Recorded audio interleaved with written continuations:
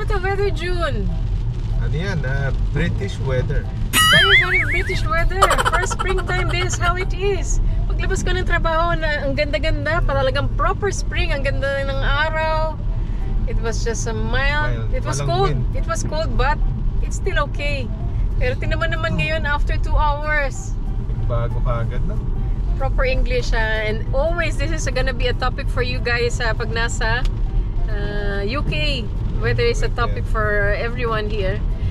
At gusto pala natin ano nga to, June. Ano yun? I congratulate ang ating kaibigan si Javed Boy. Javed Boy, congrats sa... At saka si Pinkay. Pinkay. At nakuha na nila yung British citizenship. Yes, I'm sure Hannah's so proud of you guys. Ang susunod doon? The same as us. British passport ang susunod doon. Yun na. Hindi, na British citizen, iba pa yung yes. passport. Magbabayad na naman pala. Magbabayad ka na naman. Mag-apply ka na naman. At regarding that, yun yung topic natin ngayon. Yes, we want to discuss a little bit about applying for citizenship, what you have to go through, advantages, at kung may disadvantages pa. Oh, yun. Yun ang pinaka-main topic natin ngayon kasi kayo lang naman palagi namin dito. Usap. At ano bang maganda? Mag-apply ka ba ng British citizenship o hindi?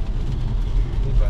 Ako, initially for us, June, we weren't really wanting to apply for citizenship, isn't it? Ano lang parang talaga? indefinite leave to remain, happy na tayo doon kasi parang sa atin doon at that time, it was an additional cost. At the same time, during that time, hindi rin pa rin tayo decided kung mag-indefinite leave na mag-apply tayo for indefinite leave until si Miguel ay may letter na dumating at kailangan niya mag-travel abroad. Nga, no? Sa school, no? Sa school. So, we didn't want him to be left out at ayaw naman namin yung hassle of applying for Schengen visa kaya we decided to apply for indefinite leave at kinalaunan, nag-apply na rin kami ng citizenship. So, what are the things that you have to go through? So, you have to be here for about 5 years, working here with a visa for 5 years. At 28 days prior to that, you can start applying for indefinite leave to remain. Yun. So, kailangan na good character. Siyempre, kailangan mo yan. Walang criminal conviction. But I think at the moment, they're reviewing it. Parang maski may criminal conviction, you can still apply for citizenship. Pero it will depend on that conviction kung ano yung... Ano ba yan? Kung ang gaano kagrabe. Parang yun ang dinidiscuss nila dyan. Siyempre, kailangan nila ng... Ano nga to? Yung proof of identity. Kailangan yung mga birth certificate nyo na naman yan. Yung NSO, no? NSO, tsaka yung Philippine passport nyo. Kailangan nyo pa rin yan. At yung proof of address, kailangan nyo yan. Yung mga bills, kagaya sa tubig, kuryente, council tax. Council tax is very valid proof of ID. Kaya maganda yan. Proof of address pala. Proof of address, not ID. And you would need some, photos. Pang passport photos nyo rin. At meron pa yan, June. I'm sure there's a list that we can maybe enclose in the middle here, no? Kung ano yung kung ano. Really, this information you can find in gov.uk. It's a very useful site that we always go to. Nagbabago din every year, no? Yes. Nagbabago yung requirements. So, indefinite leave to remain, you can have 5 years or 10 years. Depende yan. Pero ang indefinite leave to remain, kung nagsettle na kayo, kung yun lang ang gusto nyo at ayaw nyo na mag-apply ng citizenship, kasi tatandaan mo, for indefinite leave to remain, 2,300 yata. Plus, per application. Per adult. Saka disadvantage yung pag umuwi ka ng bansa mo, no? 2 years lang ba yun?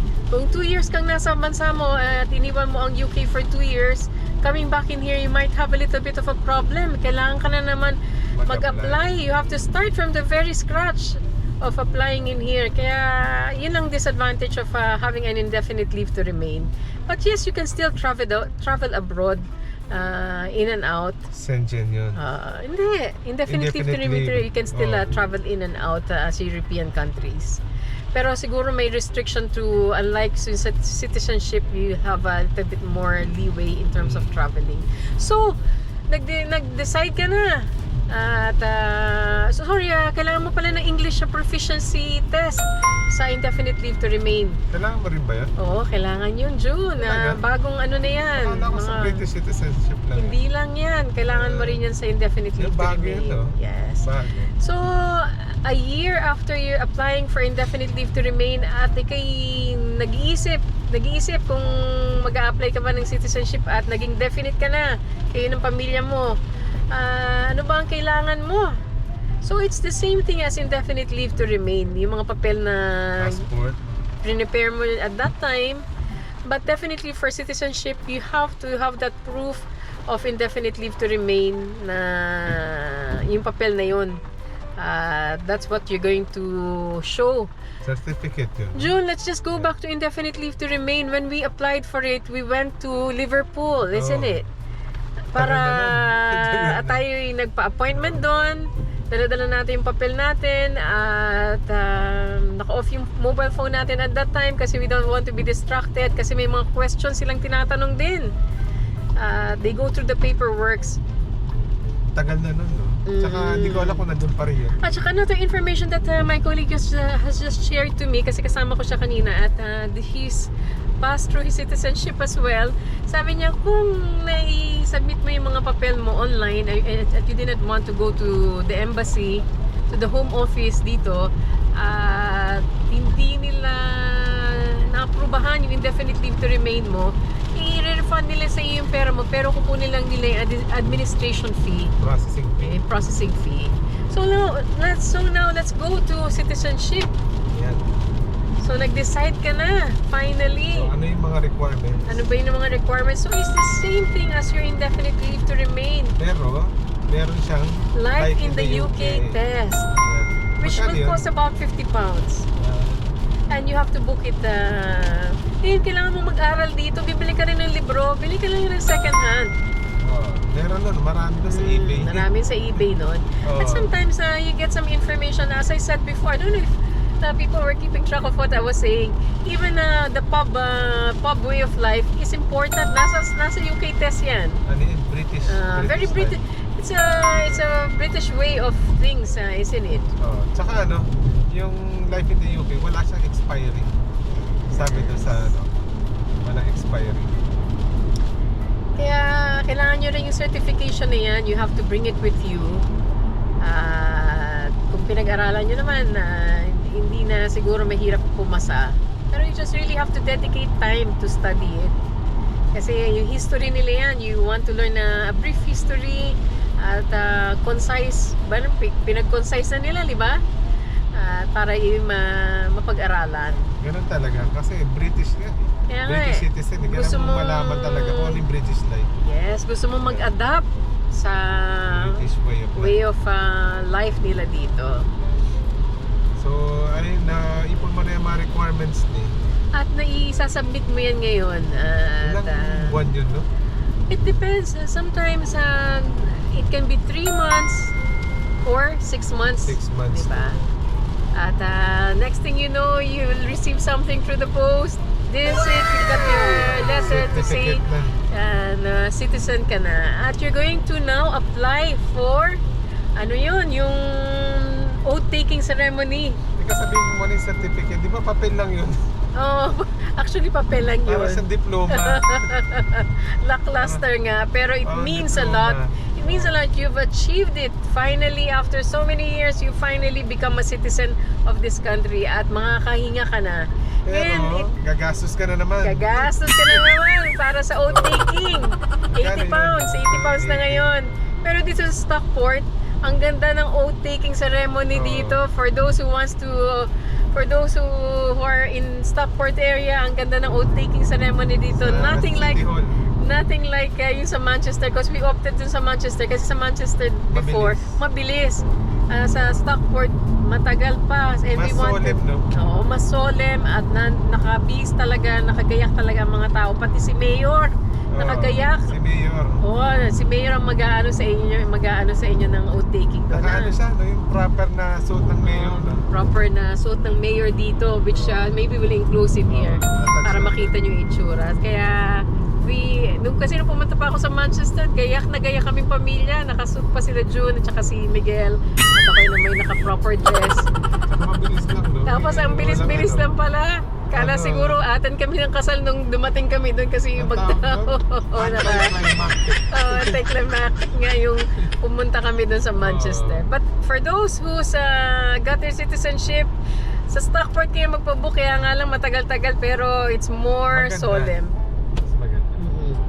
So now, after your citizenship, mag-iisip ka na ngayon, ano ba ang advantage ko as a citizen as against? Hindi, kailangan mo pa ng passport. Yes, so after pala ng oath taking, you have to prepare all the papers again to apply finally for the passport, which will cost. Eto, lagay na lang natin dito yung mga passport kung fees, kung how much it is for a child and for an adult. For an adult, 10 years yun. Yan. For a child, 5 years lang. Yes.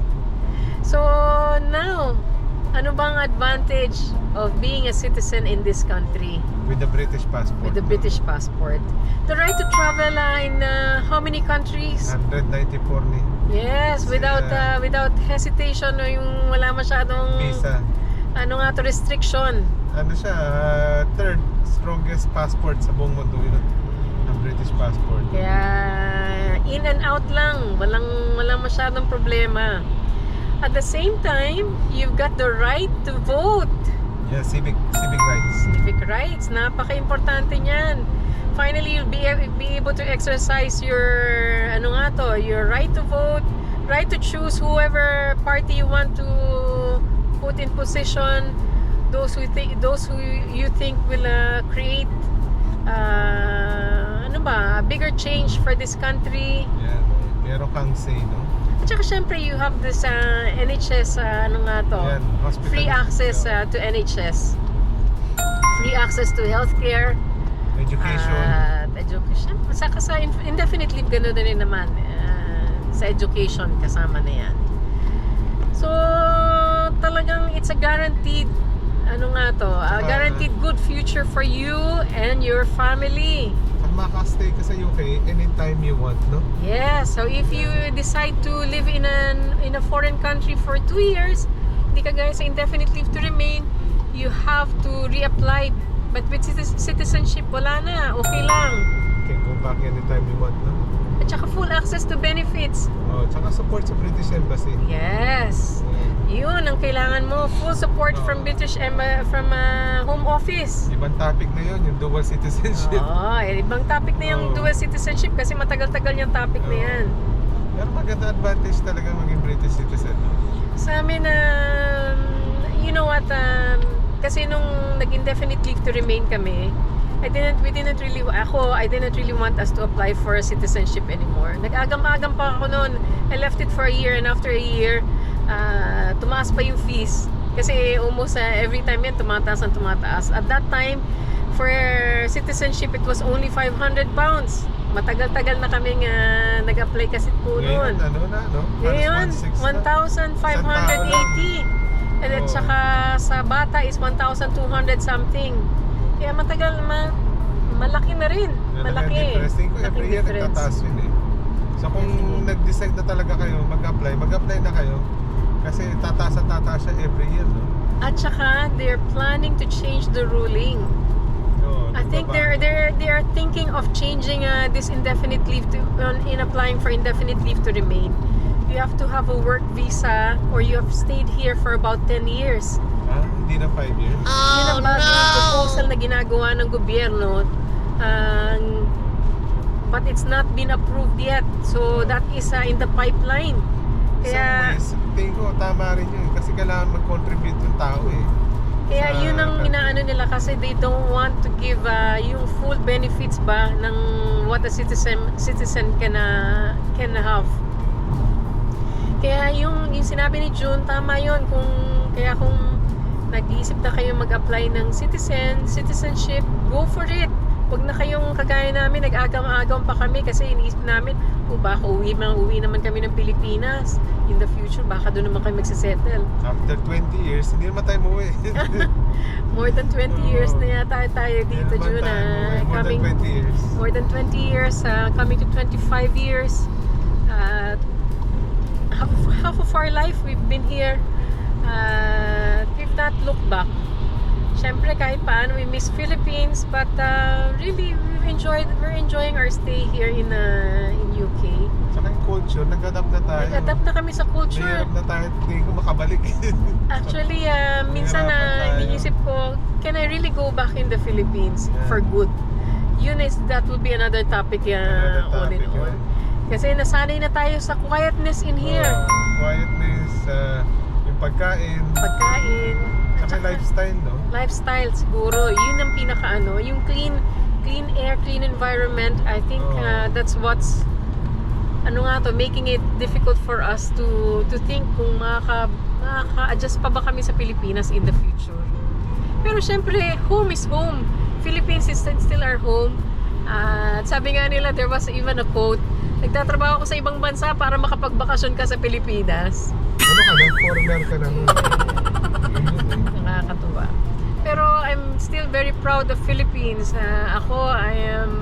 Baka ba na-miss mo sa Philippines? Hindi, June, whatever they say about Philippines, it being a third world country, maski yung pinapakita ng mga vlogger. Hindi na tawag ang third world, ang tawag na doon is developing countries. Kasi nakikita ko recently, mga vloggers, June, they've just been showing yung mga mga squatter area sa atin at this slums. being shown in here. Talagang, you know what I said to some of our colleagues, this is not what Philippines is. This might be a part, this is true, yes, we have slums and people are poor and you can feel yung kung mahirap ka talaga at kung mayaman ka talaga, pero still it's home for us. But yes, apply for your British citizenship if you really made the decision. Wag nang i-delay. Wag patumpik-tumpik. Wag nang patumpik-tumpik, sabi nga ni June. Kasi the longer you leave it, the rules will change. Yung fee will change. At tatandaan nyo, we will be coming to an election soon. So, the rules will change again. Depende kung sino mag-govern. I'm losing my voice. So, this is it for the time being. Yan. At maraming salamat sa panonood. Maraming salamat sa panonood nyo. Sana nakatulong at nabigyan kayo ng idea, no? Masarap palagi makipagtsikahan sa inyo. At leave your comments. Yan. Binuka nga tubig. Galing kasi pang gabi. Yan. At maraming salamat. Bye guys. Bye.